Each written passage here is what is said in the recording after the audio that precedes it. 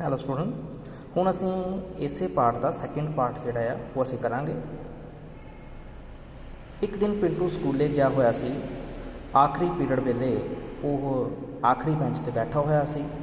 ਉਸ ਨੂੰ ਨੀਂਦ ਆ ਗਈ। ਜਦੋਂ ਛੁੱਟੀ ਹੋਇਆ 1 ਘੰਟਾ ਬੀਤ ਗਿਆ ਤਾਂ ਪਿੰਟੂ ਦੀ ਮੰਮੀ ਨੂੰ ਚਿੰਤਾ ਹੋਣ ਲੱਗ ਪਈ। ਜਦੋਂ ਉਹਨਾਂ ਦੇ ਸਬਰ ਦਾ ਪਿਆਲਾ ਛਲਕ ਪਿਆ, ਉਹਨਾਂ ਨੇ ਪਿੰਟੂ ਦੇ ਪਾਪਾ ਨੂੰ ਫੋਨ 'ਤੇ ਸਾਰੀ ਗੱਲ ਦੱਸੀ। ਪਿੰਟੂ ਦੇ ਪਾਪਾ ਦਫ਼ਤਰੋਂ ਘਰ ਆਏ। ਪਿੰਟੂ ਦੀ ਭਾਲ ਵਿੱਚ ਫੋਨ ਖੜਕਣ ਲੱਗ ਪਏ। ਪਾਪਾ ਨੇ ਪਿੰਟੂ ਦੀ ਮੰਮੀ ਨੂੰ ਪੁੱਛਿਆ, ਕਿਤੇ ਪਿੰਟੂ ਨੂੰ ਝਿੜਕਦਾ ਨਹੀਂ ਦਿੱਤਾ? ਗੁੱਸੇ ਹੋ ਕੇ ਕਿਤੇ ਭੱਜ ਤਾਂ ਨਹੀਂ ਗਿਆ? ਨਹੀਂ, ਇਹ ਗੱਲ ਤਾਂ ਮੈਂ ਤੁਹਾਡੇ ਕੋਲੋਂ ਪੁੱਛਣਾ ਚਾਹੁੰਦੀ ਸੀ। ਕਿਧਰੇ ਕੋਈ ਬੋਲ ਬੁਲਾਰਾ ਤਾਂ ਤੁਹਾਡੇ ਨਾਲ ਤਾਂ ਨਹੀਂ ਹੋਇਆ? ਮੰਮੀ ਨੇ ਪੁੱਛਿਆ। ਯਾਨੀ ਜਦੋਂ ਸਕੂਲੋਂ ਘਰ ਨਾ ਆਇਆ ਤਾਂ ਮੰਮੀ ਪਾਪਾ ਦੋਨੋਂ ਪਰੇਸ਼ਾਨ ਹੋ ਗਏ ਕਿ ਪਤਾ ਨਹੀਂ ਉਹ ਕਿੱਧਰ ਚਲਾ ਗਿਆ ਆ। ਨੈਕਸਟ ਹੈ, ਪਿੰਟੂ ਦਾ ਜਮਾਤੀ ਕਹਿ ਰਿਹਾ ਸੀ ਕਿ ਅੱਧੀ ਛੁੱਟੀ ਵੇਲੇ ਉਸਨੇ ਪਿੰਟੂ ਦੇ ਦੋਵਾਂ ਨੇ ਰੋਟੀ ਇਕੱਠਿਆਂ ਖਾਧੀ ਸੀ।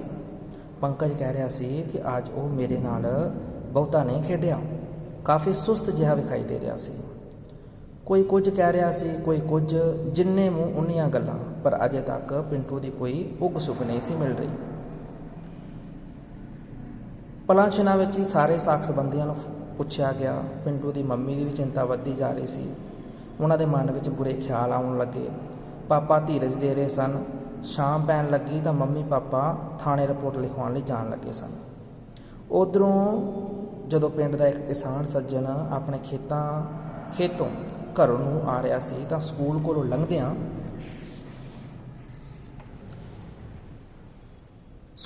ਲੰਘਦਿਆਂ ਉਸ ਨੇ ਕਿਸੇ ਬੱਚੇ ਦੇ ਜ਼ੋਰ ਨਾਲ ਰੋਣ ਦੀ ਆਵਾਜ਼ ਸੁਣੀ। ਯਾਨੀ ਜਦੋਂ ਸਕੂਲੇ ਘਰ ਨਾ ਪਹੁੰਚਿਆ ਤਾਂ ਕਿਤੇ ਕਮਰੇ ਦੇ ਵਿੱਚ ਹੀ ਬੰਦ ਰਹਿ ਗਿਆ ਹੋਣਾ ਸਕੂਲ ਦੇ ਵਿੱਚ, ਤਾਂ ਕਿਤੇ ਕੋਈ ਕਿਸਾਨ ਕਿਤੇ ਆ ਰਿਹਾ ਸੀ ਤਾਂ ਉਹਨੇ ਕਿਸੇ ਬੱਚੇ ਦੇ ਰੋਣ ਦੀ ਆਵਾਜ਼ ਸੁਣੀ।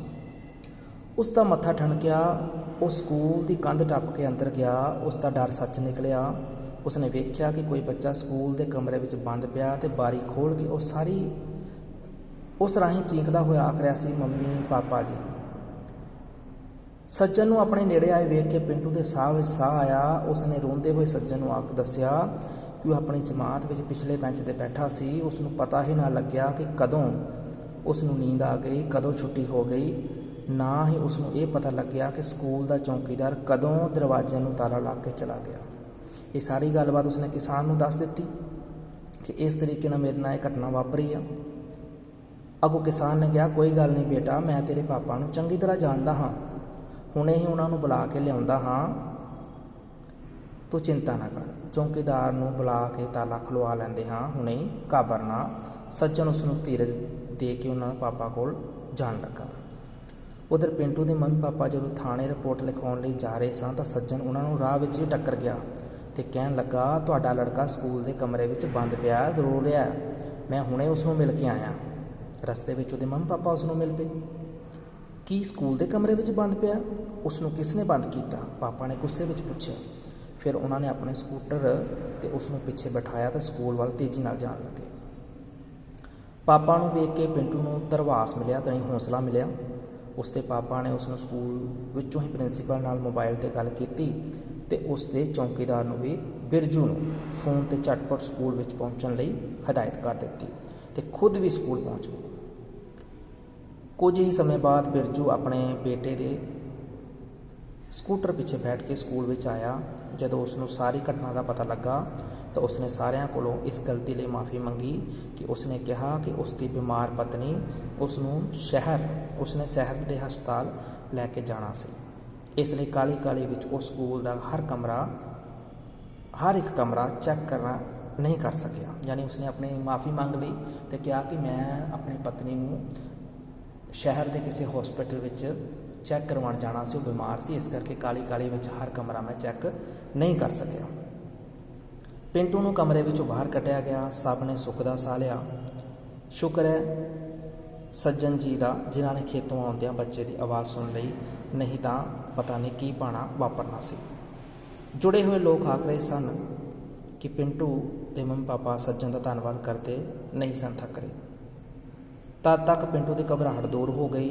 ਉਹ ਸਹਿਜ ਹਾਲਤ ਵਿੱਚ ਹੀ ਆ ਗਿਆ, ਉਸਨੇ ਉਸੇ ਦਿਨ ਹੀ ਤੋਤੇ ਨੂੰ ਆਜ਼ਾਦ ਕਰ ਦਿੱਤਾ ਤੇ ਕਹਿ ਰਿਹਾ ਸੀ ਸਾਨੂੰ ਕਿਸੇ ਦੀ ਆਜ਼ਾਦੀ ਖੋਹਣ ਦਾ ਹੱਕ ਨਹੀਂ ਹੈ। ਦੇਖੋ ਬੇਟਾ, ਜਦੋਂ ਤੱਕ ਆਪਣੇ ਨਾਲ ਉਹ ਘਟਨਾ ਨਾ ਵਾਪਰੇ ਤਾਂ ਸਾਨੂੰ ਉਹਦਾ ਅਹਿਸਾਸ ਨਹੀਂ ਹੁੰਦਾ। ਜਦੋਂ ਪਿੰਟੂ ਜਿਹੜਾ ਸੀ ਇਕੱਲਾ ਉਸ ਕਮਰੇ ਵਿੱਚ ਬੰਦ ਹੋ ਗਿਆ ਤੇ ਉਸ ਨੂੰ ਅਹਿਸਾਸ ਹੋ ਗਿਆ ਇਸ ਗੱਲ ਦਾ ਕਿ ਸਾਨੂੰ ਕਿਸੇ ਵੀ ਜਾਨਵਰ ਜਾਂ ਕਿਸੇ ਪਸ਼ੂ ਨੂੰ ਜ਼ਬਰਦਸਤੀ ਜਿਹੜਾ ਘਰ ਦੇ ਵਿੱਚ ਬੰਨ੍ਹ ਕੇ ਜਿਹੜਾ ਨਹੀਂ ਰੱਖਣਾ ਚਾਹੀਦਾ। ਆਖਿਰਕਾਰ ਉਹ ਘਰ ਗਿਆ ਤੇ ਘਰ ਜਾ ਕੇ ਉਸਨੇ ਉਸ ਤੋਤੇ ਨੂੰ ਆਜ਼ਾਦ ਕਰ ਦਿੱਤਾ।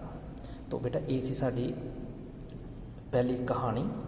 ਇਹਦੇ ਜਿਹੜੇ ਬੈਕ ਐਕਸਰਸਾਈਜ਼ ਆ, ਇਹਦੇ ਜਿਹੜੇ ਕੁਐਸਚਨ ਆਨਸਰ ਆ, ਆਲਰੇਡੀ ਮੈਂ ਤੁਹਾਨੂੰ ਗਰੁੱਪ ਦੇ ਵਿੱਚ ਸੈਂਡ ਕਰ ਚੁੱਕਾ। ਇਨ ਕੇਸ ਕਿਸੇ ਨੂੰ ਕੋਈ ਪ੍ਰੋਬਲਮ ਹੋਵੇ ਉਹ ਮੈਨੂੰ ਕਾਲ ਕਰਕੇ ਕਨਫਰਮ ਕਰ ਸਕਦਾ ਜਾਂ ਕਲਾਸ ਵਿੱਚ ਵੀ ਉਸ ਟੌਪਿਕ 'ਤੇ ਡਿਸਕਸ ਕਰ ਸਕਦਾ। Thank you.